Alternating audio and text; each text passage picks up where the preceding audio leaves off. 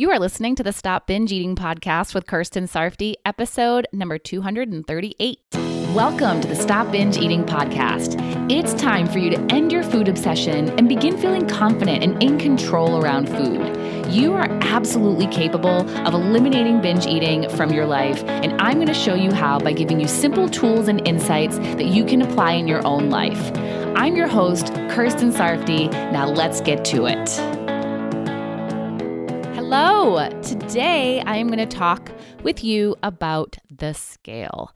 And if you have any fears or worries about stepping on the scale, then this episode is for you.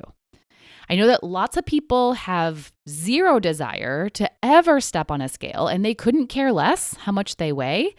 But there's also a lot of other people who don't step on the scale, not because they don't care about the number, but because they're afraid of it. And they're afraid of what might happen if they see a number they don't like, that they don't expect, or that is higher than they want it to be.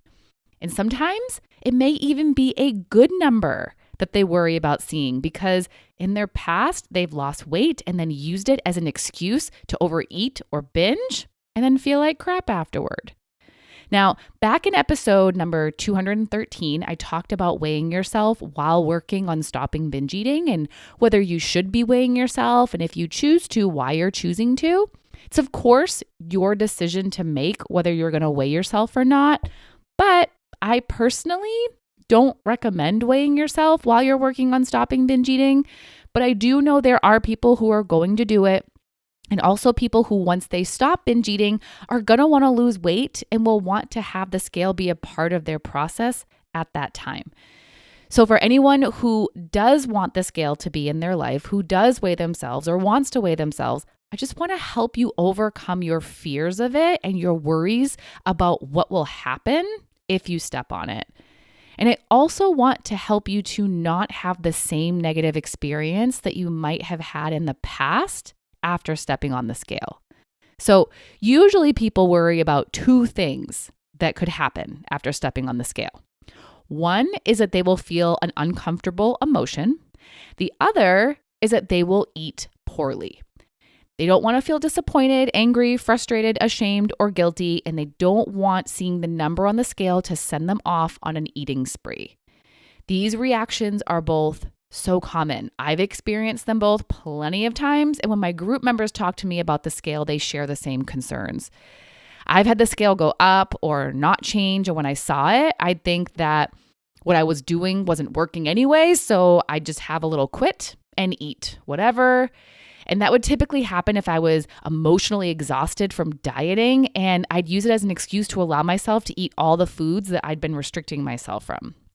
Or maybe I wouldn't go off the rails with my eating, but I'd just over-focus on my body that day and feel down about it, thinking I'm out of control, fat, or unattractive. Or maybe it wasn't overeating that was the reaction to the number, but undereating in order to try and speed up progress. And we all know where that can lead. And in case you forgot, it can lead to feeling urges to binge. And the undesirable reactions from the scale weren't only due to the number going up or not changing. It could also have happened if the number went down.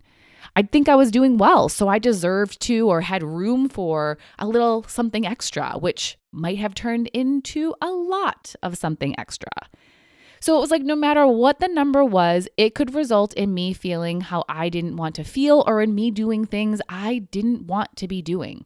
So I understand why you might be afraid to see the number on the scale, but here's what I learned about the scale and what you need to know too. The number it displays is not what makes you feel how you feel, and it's not what makes you do what you do after seeing it. You are what makes it happen. When you look at that number, you don't feel anything until you have a thought about the number.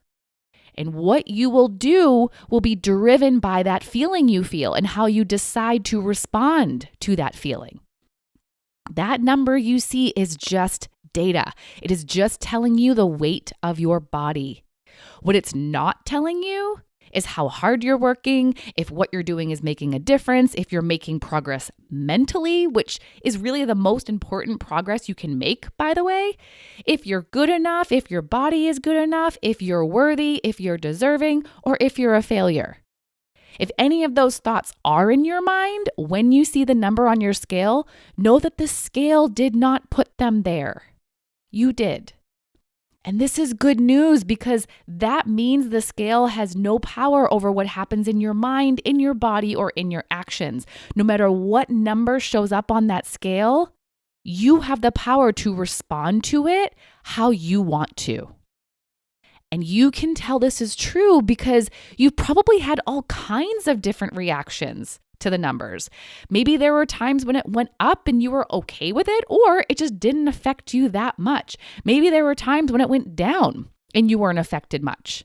If it were the number on the scale making you feel and behave how you do, then you would have the same experience every time you saw certain numbers or certain differences in numbers, but you don't. And what this means is that you have authority over how you respond to that number, how you think about it, which will determine how you feel and behave once you've seen it. So when a number shows up on the scale, you're in charge of what happens next. So what I recommend you do is decide what that will be before you even step on the scale. Decide ahead of time what you are going to tell yourself if that number goes up, if it stays the same, or if it goes down. Decide how you want to feel. Decide what you want to do. Prepare yourself for whatever you may see and decide what path you're going to go down before you're even faced with the number.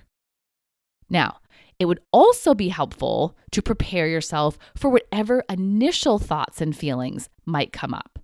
If you see a number you weren't expecting or a number you don't like, it would make sense for a negative emotion to arise inside of you. It would make sense for all those same thoughts that you usually think to come into your mind. But when you hear those thoughts or when you feel those feelings, you're not just going to stay with them for the rest of the day and react to them in ways you don't want to. You're going to allow yourself to feel the feelings that come up. You're going to acknowledge the thoughts that come up.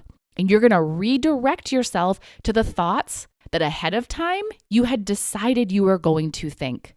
And you're going to repeat that process if those usual thoughts and feelings come back. And if you're having a hard time changing how you're thinking or feeling, that's okay. You can be in those thoughts and feelings and still not give up on yourself and not go and eat to feel better or not come up with excuses to eat. You still get to decide how you respond to having those thoughts and feelings. It's normal to feel disappointment. It's normal to question yourself or your body, but don't mentally beat yourself up if that happens. Just acknowledge it and then get to work on shifting your thinking so you can shift how you're feeling and not feel driven to do those things you don't want to be doing. So if you fear the scale, it's because you think it controls or think it will determine how you think, feel, and behave, but it won't. It won't make you feel happy or sad. It won't make you give up or motivate you. It won't make you feel bad about yourself or your body or make you feel good either. You make those things happen, and no matter what the scale says, you can think, feel, and behave how you want to. Sometimes it's just going to take a bit of work on your thoughts to get there.